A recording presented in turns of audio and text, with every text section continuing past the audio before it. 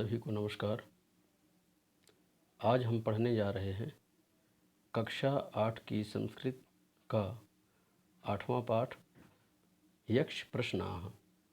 तो चलिए इसे ध्यान से समझने का और पढ़ने का अभ्यास करेंगे। अष्टमः पाठः यक्ष प्रश्नाः।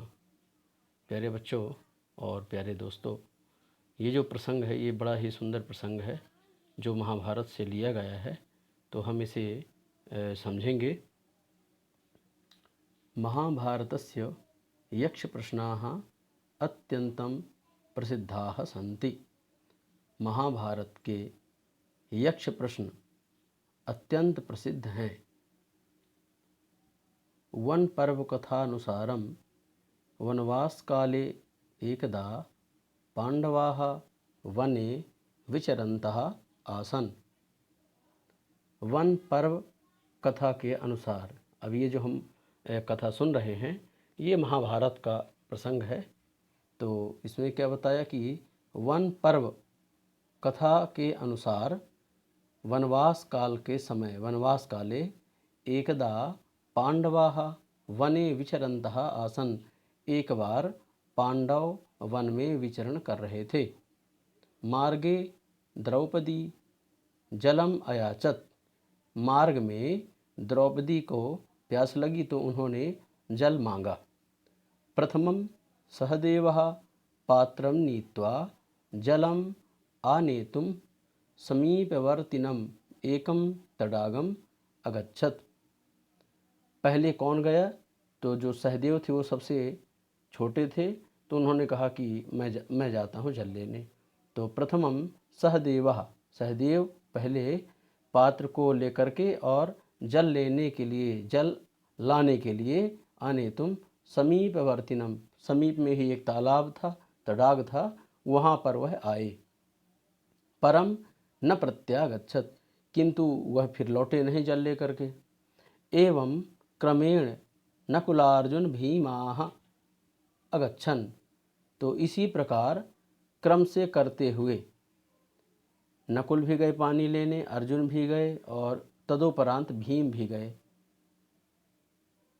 अगच्छन् परम तेपि न प्रत्यागच्छन्, किंतु उनमें से कोई भी लौट करके नहीं आया है। वो लोग भी जो गए थे वो लौट करके नहीं आए। अन्ते स्वयं युधिष्ठिरः तत्रागत्य अपश्यत। अंत में स्वयं युधिष्ठिर ही वहाँ पर आकर के उन्होंने देखा। अपश्यत क्या देखा? यतो मे चत्वारः अनुजाः भूमौ निष्प्राणाः पतिताः। उन्होंने देखा कि मेरे चारों भाई, छोटे भाई जो हैं, भूमौ निष्प्राणाः, भूमि पर निष्प्राण गिरे हुए हैं, पतित हैं, लेटे हुए हैं। सः तत्कारणं ज्ञातुम् ऐच्छत्। उन्होंने उसका कारण जानने का प्रयास किया, इच्छा की। सहसा एकः विशालकायः यक्षः आगच्छत्। अचानक सहसा एक विशालकाय, जिसका बहुत बड़ा शरीर था, तो ऐसा यक्ष सामने आ गया। तेनोक्तम, उसके द्वारा कहा गया क्या? यत मम प्रश्नोत्तरम विना यदि तुम जलम गृह्णासि तर्हि तुमपि एवमेव निष्प्राणताम प्राप्स्यसि। क्या कहा उन्होंने कि मेरे प्रश्नों का उत्तर, जो मैं कुछ प्रश्न पूछूंगा, तो मेरे प्रश्नों के उत्तरों को दिए बिना यदि तुम जल ग्रहण करोगे तर्हि, तो तुम अपि एवमेव निष्प्राणताम प्राप्स्यसि, तो तुम भी इसी प्रकार निष्प्राणता को प्राप्त हो जाओगे। अनंतरम यक्षः प्रश्नान अकरोत्। और इसके बाद अनंतर यक्ष ने उनसे प्रश्न किया। किससे? युधिष्ठिर से। युधिष्ठिरस्य उत्तरैः संतुष्टः, युधिष्ठिर के उत्तरों से संतुष्ट होकर के, और अनुजेभ्यः जीवनदानेन सहैव जलम अपि अददात्। तो जब वह युधिष्ठिर के उत्तरों से संतुष्ट हो गया यक्ष, तो फिर उसने क्या किया? अनुजेभ्यः, जो उनके छोटे भाई थे, तो उनको जीवन दान दिया, और साथ में फिर उनको जल भी दे दिया, अर्थात प्यास बुझाने का उन्होंने जो उपक्रम किया वह उनके द्वारा किया गया। ये हम चित्र में देख सकते हैं। यहाँ पर ये यक्ष हैं और यहाँ पर ये जो भाई वगैरह हैं ये सब पड़े हुए हैं अचेत अवस्था में। यहाँ पर ये पड़े हैं, यहाँ पर हैं ये ऐसा। और ये युधिष्ठिर हैं और इनके द्वारा इनके आपस में कुछ प्रश्न हैं जो हमारे जीवन में भी बहुत काम में आने वाले हैं। ये केवल एक किसी कक्षा विशेष के लिए नहीं है, अपितु जीवन में जो हमको किस प्रकार रहना चाहिए वो सारी चीज़ें इसमें हैं। तो हम ध्यान से सुनेंगे इसको। यक्ष उवाच, यक्ष उवाच, यक्ष ने बोला, क्या कहा? केनस्वित् श्रोत्रियो भवति केनस् विन विद्यते महत् केन द्वितीयान भवति राजन केन च बुद्धिमान। क्या बताया? केनस्वित् श्रोत्रियो भवति, कौन श्रोत्री, किसे श्रोत्री कहा जाता है, और केनस विद विन्दते महत्, और किसके द्वारा महानता होती है, किसके द्वारा हम महानता को प्राप्त करते हैं, और केन द्वितीयान भवति, किसके द्वारा हम अद्वितीय होते हैं हे राजन, और केन च बुद्धिमान, और किसके द्वारा हम बुद्धिमान होते हैं। तो ऐसा उन्होंने पूछा।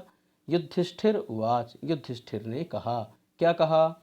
श्रुतेन श्रोत्रियो भवति, अर्थात जो व्यक्ति ध्यान से सुनता है, किसी भी बात को अगर बताया जाए, किसी भी प्रकार का जो ज्ञान है, तो जब व्यक्ति अच्छे तरीके से सुनता है, अर्थात सबसे अच्छा श्रवणकर्ता बनता है, तो जो मन लगा करके सुनता है उसे ही हम श्रोत्री कहते हैं, वही श्रोत्री कहलाता है। और तपसा विन्दते महत्, तपस्या के द्वारा ही लोग सम्मान को प्राप्त करते हैं और लोग उनका वंदन करते हैं और महान होते हैं, ऐसा। धृत्या द्वितीयान भवति, धृत्या अर्थात धीरज रखने से, धीरज रखना क्या है? अद्वितीयान भवति, धीरज रखने पर, बुद्धि रखने पर क्या होता है? अद्वितीयान भवति। और बुद्धिमान वृद्ध सेवया, और बुद्धिमान कैसे होता है व्यक्ति? केन च बुद्धिमान पूछा गया, तो यहाँ क्या बताया? बुद्धिमान वृद्ध सेवया, वृद्धों की सेवा करने से व्यक्ति बुद्धिमान होता है, इस प्रकार। यक्ष उवाच, अब यक्ष ने पुनः प्रश्न किया। किंचित् गुरुतरम भूमेः किंचित् दुच्चतरम चखात किंचित् शीघ्रतरम वायोः किंचित् बहुतरम तृणात्। ध्यान देंगे, क्या बताया? अब उसका उत्तर युधिष्ठिर जी ने बताया। कहा युधिष्ठिर उवाच, क्या कहा? माता गुरुतरा भूमेः, माता जो है वह भूमि से भी भारी है। यहाँ पर क्या पूछा है? देखिए, किंचित् गुरुतरम भूमि, मतलब गुरुतर अर्थात जो सबसे बड़ा हो, विशिष्ट हो, भारी हो, ऐसा। तो भूमि से भारी कौन है? और किंचित् दुच्चतरम चखात, है ना, और सबसे ऊंचा कौन है? आकाश से भी ऊंचा कौन है? आकाश से ऊंचा कौन है? और किंचित् शीघ्रतरम वायो, और ऐसा कौन है जो वायु से भी तेज चलता है? और किंचित् बहुतरम तृणात्, और तृण से भी पतला कौन है? तृण से भी पतला कौन है? तो अब यहाँ उत्तर बता रहे हैं। तो क्या बताया?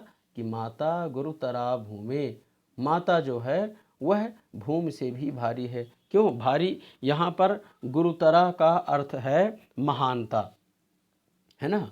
यहाँ पर माता जो गुरुतरा है उसका अर्थ यहाँ पर बताया गया है कि जो महान है, जिसमें सहनशीलता है, सहन शक्ति है, ऐसा। तो माता को यहाँ पर बताया कि भूमि से भी वह गुरुत्व है, अर्थात वह बड़ी है। फिर खात पितोच्च तरस तथा, खात अर्थात आकाश से भी ऊंचा कौन है?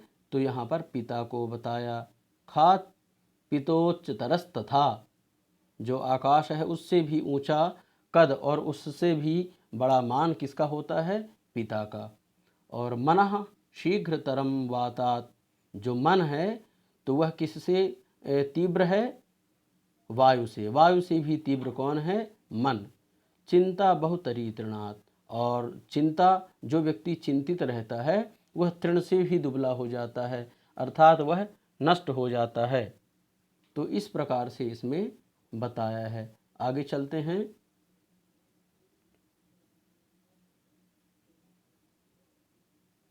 यक्ष ने पुनः प्रश्न किया। क्या पूछा?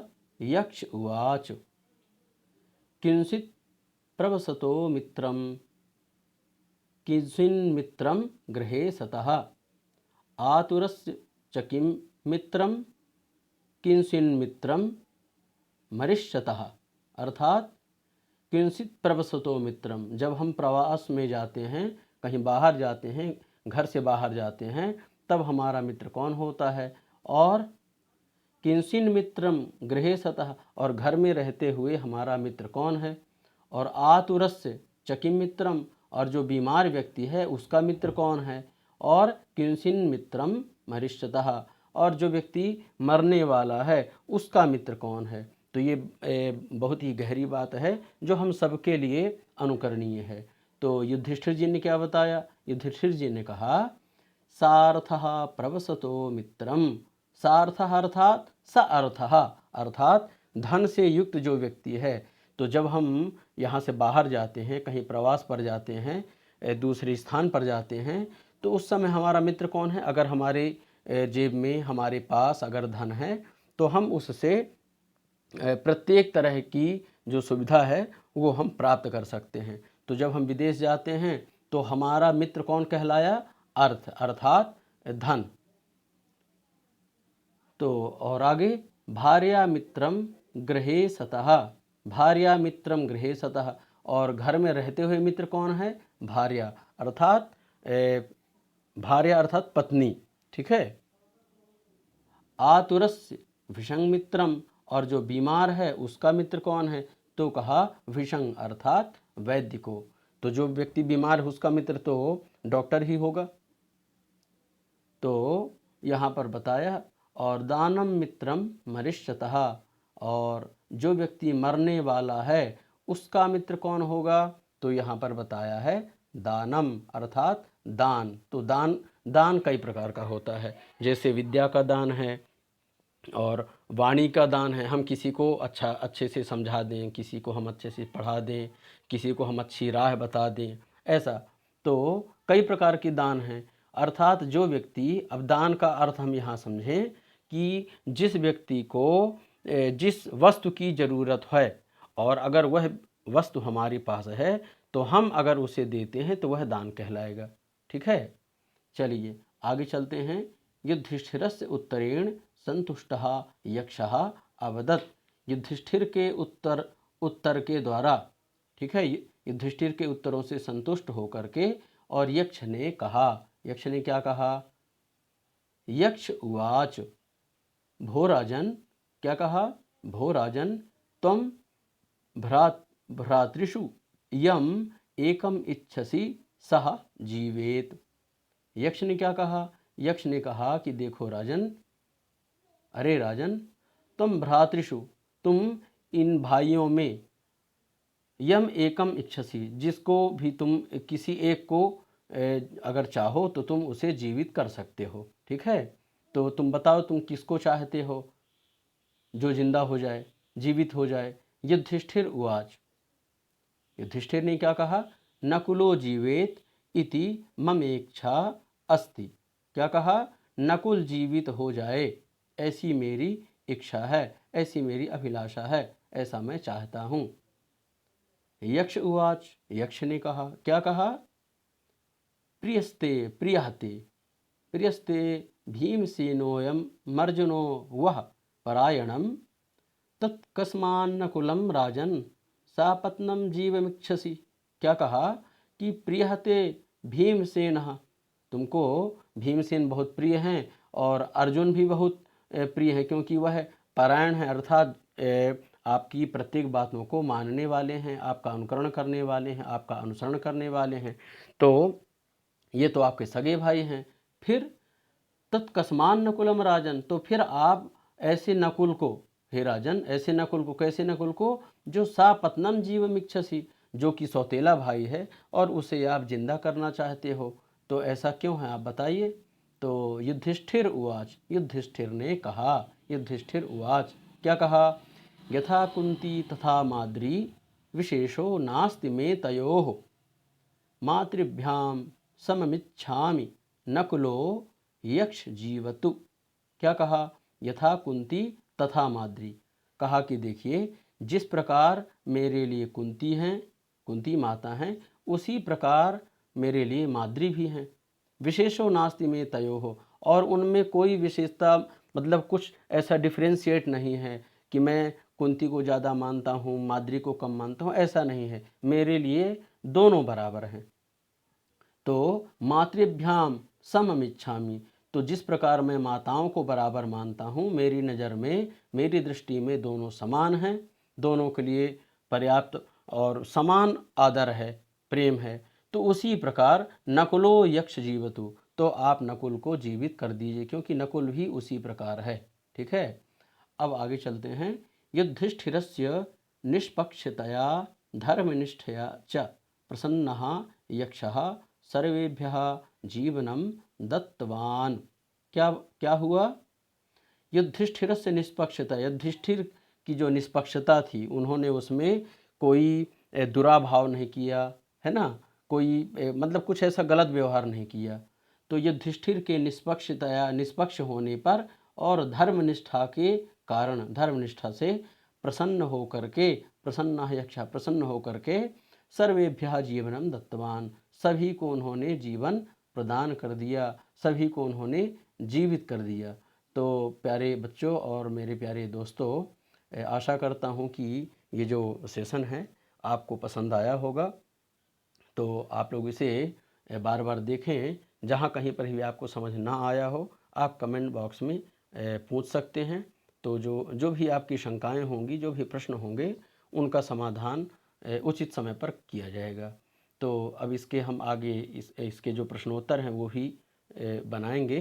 तो ठीक है, इसे आप लाइक करें, कमेंट करें, और जो इस चैनल में नए हैं तो वो इसे सब्सक्राइब भी कर लें, ताकि जो हमारे आने वाले वीडियो हैं वो आपको समय पर मिलते रहें। तब तक के लिए नमः संस्कृताय।